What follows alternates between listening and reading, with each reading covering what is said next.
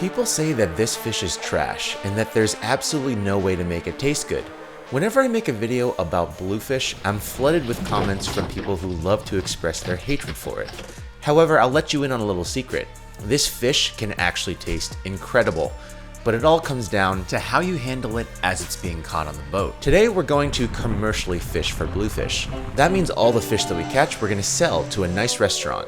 And they're gonna show us just how amazing a trash fish can taste. The day starts bright and early where me and Cam have to load up on ice for our day of fishing. 4:30 in the morning, and Cam and I are loading up the vat with ice. One of the most crucial things to our entire operation. We then drove to the boat ramp to meet Captain Eric, who we'll be fishing with today. If I told you this had to get ice, could have stayed in bed another hour. We're burning daylight. It is raining.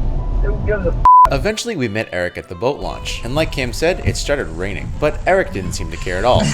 Sorry we're late. Tackle to the people is late again. Oh, yeah. What's up, brother? How are you? What's up? Good to see you.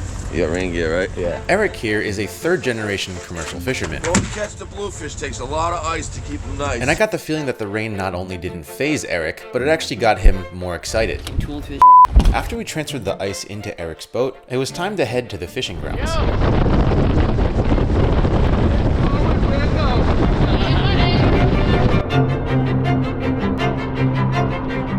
Once we got to the fishing grounds, it was time to get to work. Oh, good. What do you say? Can't keep the lines in the water. That means the blues? Because of blues or sea bass? Because of weeds or bluefish? All big bluefish. Oh, that's so good. We heard from our buddy Gus that the bluefish were biting, so we put out these Rapala X-Wrap lures out the back and started driving around. This causes the lure to swim behind the boat at a fixed depth, and when a fish finds it interesting enough to eat it, you'll see your rod tip go down. Tight. Yeah. Good.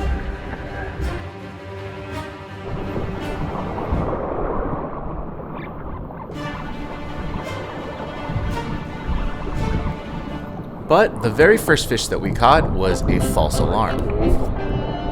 This is a jumbo black sea bass, and he decided to hit a lure that was pretty much half its size. First sea biscuit on the X-Wrap. Very nice. And although this wasn't the fish that we were targeting, the good news is that sea bass also pay pretty good money per pound. But that was when Cam hooked into the exact fish that we were looking for. This mean-looking guy is a bluefish, but fishermen nicknamed them yellow-eyed devils. They earned that name because they fight tooth and nail to the very end. So much so that if you're not careful, you could actually lose your finger because they have razor-sharp teeth. But why do people consider bluefish to be trashy? So this is how we bleed them, guys. Fresh, alive. You cut them, they bleed all over you. As you can see, bluefish have a ton of blood, more so than your average fish. On top of that, bluefish also have a very high fat content in their meat. Those two characteristics of bluefish meat mean that if you just leave it at room temperature for a couple hours, the meat will go bad really quickly. Flip them and dip them. As a result, if you want bluefish to not taste like cat food and instead to taste like a gourmet dish, you have to bleed every single one that you catch while the heart is still beating.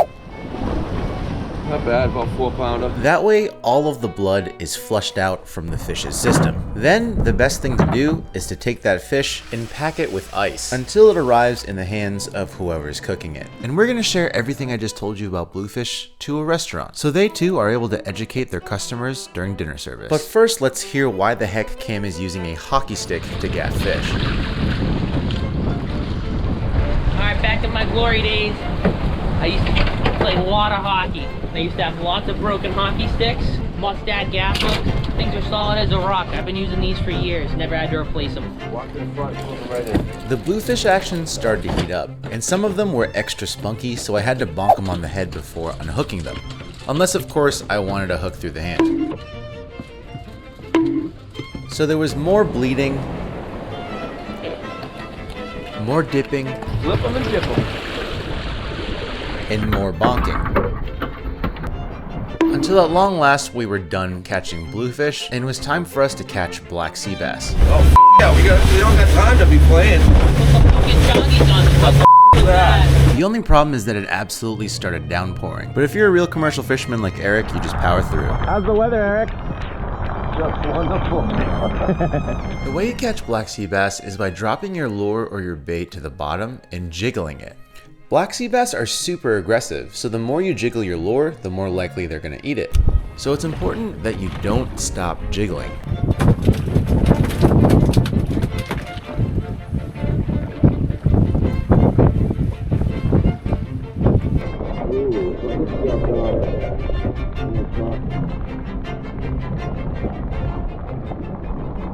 Not bad for a tough day.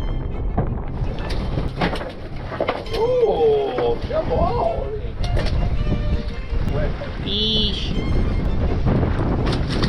The container that Cam just threw the sea bass in is called a tote. All the fish that we caught went into the tote, and then every couple minutes when we went to go reset the drift, I would take all of the fish that were in the tote and bleed them and put them into an ice water slurry. When you hook a fish, it's literally fighting for its life. And in that process, it's releasing all sorts of lactic acid and stress hormones into its bloodstream, which eventually make its way into the meat, causing the fish to decompose faster. This means that the moment you catch a fish, it's essentially on a timer. And bleeding your fish is a way of extending that timer, so it can go from lasting just a couple of days to a week or more in your refrigerator. And since we're bringing all of our fish to a restaurant right after this, we want to make sure all of them are nice and pretty. Of course, once we got off the water, it stopped raining. So in our soaking wet clothes, we transferred the fish from the vat in the boat Nice fish. to the vat in the truck, where there was fresh ice so they could safely make their journey to the restaurant. And I tried to get Eric to smile for a nice picture. Give a nice smile. Like someone said or something in Those are way over 10 pounds. At long last, it was time to bring our fish to the restaurant, where we met up with Chef Christian. There. Eric, how you doing, man? Christian. Nice to meet you as well. Nice and clean. Look at that spot. This place is. Try. Yeah. Is that a bread machine? What's that? So that's how we make all of our bread rolls and bread service and all that. Chef Christian and Eric quickly got to know each other. Oh, I You know what I mean? The transom where it meets the sides of the boat. You come in this far and you glass it, and connect it. And he couldn't do that with the way he did We it. then loaded the fish from the truck into the walk-in refrigerator of row 34.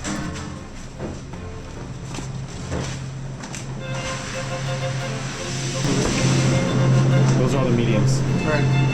And Cam's hockey stick gaff came in handy once again to drag the largest cooler, which had the bluefish and the vast majority of the black sea bass. Just drop it, I'll drag it.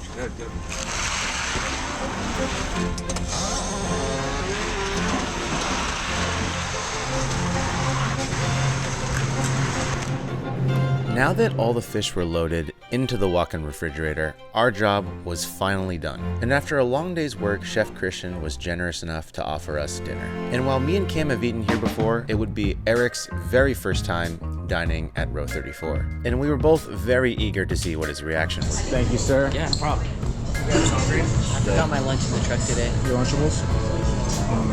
Even your fruit roll up?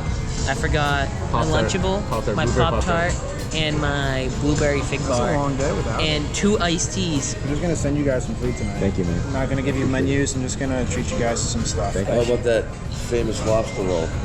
We'll see what we can do. Is the striper on the menu still? Negative.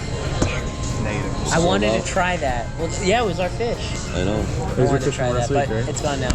I guess that's a good thing. It was a good thing. I think it sold out real quick. All right, thank you, Christian. I'll see you. And it wasn't long before Christian came out with a beautiful spread. We got a little sample platter. We have salted cod croquettes with a tomato aioli, classic fried oysters, curried whitefish pate, shrimp pimento, a little spicy, a little smoky, deviled eggs here with trout roe on top, classic smoked salmon. We have our seasonal side right here, our take on a street corn, famous house-made biscuit right there. Fill your bellies up. And we absolutely did, especially Eric, who dove headfirst into the pile of fries. He's going into the fries, Eric. There's so much more here than fries. Try the deviled egg with the trout roll. I bet you'll be very pleasantly surprised by the deviled egg. You can't even taste the roe, can you? Delicious. No. What was it? What was your first? Salmon. He's a red salmon. Really? I don't know why. I don't eat much fish. I catch so much fish I don't even want to look at it. Oh man. But thankfully, Eric started expanding his palate and enjoyed a lot of things that were on the table, like the shrimp ceviche. It tastes like shrimp and cucumbers. I love shrimp and I love cucumbers. And these onions right here. Pickled red Pickles, onions. oh my god, they're so good. I don't know if The I simple shared. things, man. This is where you get your fresh fish, right at row 34. from your amazing fisherman here. We ended the night by ordering some oysters, and we even got Eric a lobster roll. Shout out the Burlington Row 34 team. You guys are always too nice to us. Best oysters in town. But let's not forget why we're here. We still have a trash fish to cook up. The next day, Cam and I went to Row 34's pre-service. Pre-service is like a meeting that a restaurant does to get everybody on the same page about the upcoming dinner service. If there are any new dishes or drinks, everybody gets to try it, so that if a customer asks a question about it, they can be properly informed. All this is so that the customer has an incredible dining I'm experience. gonna talk about all the dishes. I'm gonna just go over raw bar. Talk about our new additions going on today. People are super excited to finally have Bluefish because for us, and you probably know this too, like Bluefish is only best at its freshest. Yeah. And you guys just do such a good job of bringing us amazing products. I mean, those fish were out of the water for what? Less than 24 hours. Yeah. For us to buy that from somebody, we just don't know exactly how long. So Right. it's not trustable. Okay, trout. Trout is from New Hampshire still. Shrimp scampi is still the same. And then we have our local line caught Bluefish. See these guys? That is replacing the swordfish set. So that set is not changed. We just changed the fish. Pan-seared, skin-on Bluefish. Again, that is out of Westport. The spreads are looking to be pretty steady right from 5 o'clock all the way until 8 o'clock tonight. This is what we got here.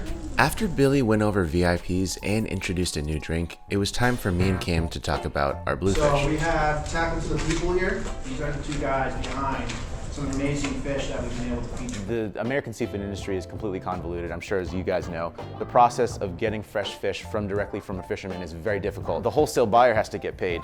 The distributor has to get paid. The fishmonger has to get paid. You guys have to get paid. All of these rungs just decrease the quality of the product. As a result, commercial fishermen domestically are kind of getting the shaft. How much do you guys think that Bluefish you can get per pound as a commercial fisherman if you sell to a wholesaler?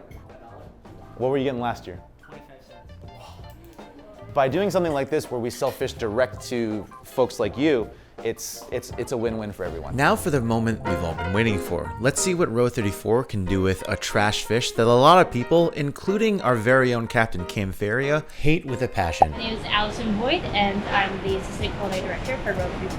What's your message to people that think Bluefish is like a trashy fish? I think that they're mistaken. I think it's a very beautiful fish and treated right. There is a seasonality from when they're here.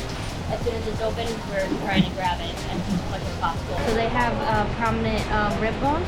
You cannot cut through them like you would if you had like a salmon. See those bones right there?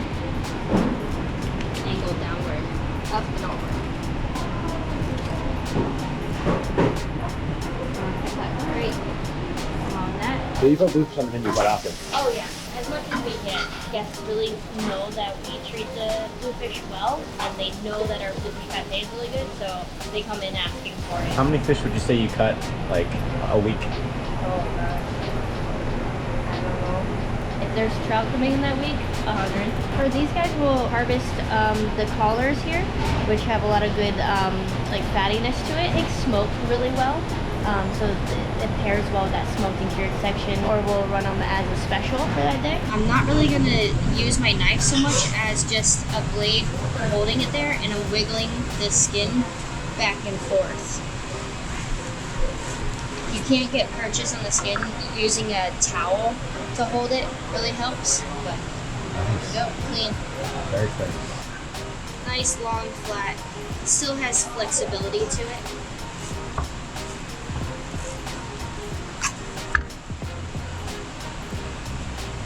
Beautiful. So there's usually about anywhere from 5 to 8 pin bones. So we do have to remove those. Now you just grab it with the your fish tweezers, or I like to use pliers that are dedicated for food only. Grab them, pinch it with your finger, and pull it out. Want to cook one up? Let's do it. Alright, just gonna trim this top off here. Don't worry, we'll use this for pate, dinner portion. Just gonna do a little bit of butter down on the plate here. That way it doesn't stick. Smear of Dijon, not much. We want just a little bit. Dijon's a strong flavor. We don't want to overpower the Bluefish.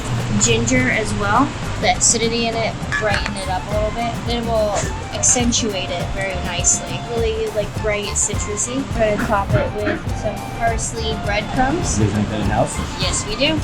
We take breadcrumbs and we get them nice and toasted and blend them with parsley in the food processor. A little bit of veg stock on the pan, just so that the bluefish has nice flavor. We're gonna start off for about 8 minutes, 350. A little bit of our corn and our cherry tomatoes first. Then we're gonna add in our zucchini, and we're just using them to warm up now. Good dollop of butter and a little bit of lemon juice. We have this basil pesto, very beautiful green color. We've got cheese, pine nuts, basil, come back and our corn flip right in the middle. Summer, that's what it smells like to me. And last but not least, Allie plates the herb-crusted bluefish. And the final product is this beautiful looking piece of fish served over some ripe, in-season summer vegetables. I could not wait to eat this, but more importantly, I couldn't wait to see what Cam thought about this. What does it taste like? Summer. Summer on the beach. Corn, zucchini, pesto, nice bluefish. Is it trashy? No, it's not trashy, it's classy. I could not wait to taste this fish. One thing that I love about bluefish is it's such a fatty fish, and it has like a nice, naturally strong flavor that you can do so much to it. You can supplement that flavor with so many different things. So the lemon, the ginger, the mustard, the pesto, all really complement it instead of covering it up. Come here, order the bluefish. They'll blow your socks off. But let's see if Captain Cam, a bluefish hater, agrees with that opinion. How does it feel looking at fish that you caught served in a restaurant? The fact that it's bluefish changes my perspective. All right, well, let me know what you think. Well, it's right there still.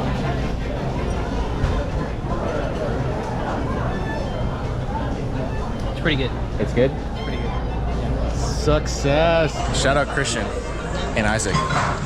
You turned a bluefish skeptic into a believer. Oh, is he going back for seconds? Going back for a second. Oh, he's going back for seconds. Uh-oh. The thing is, I know that the more I rub it in his face that he likes it, the less he's gonna actually genuinely like it. So, bluefish, trash or no? It's not trash. It's not trash, it's good.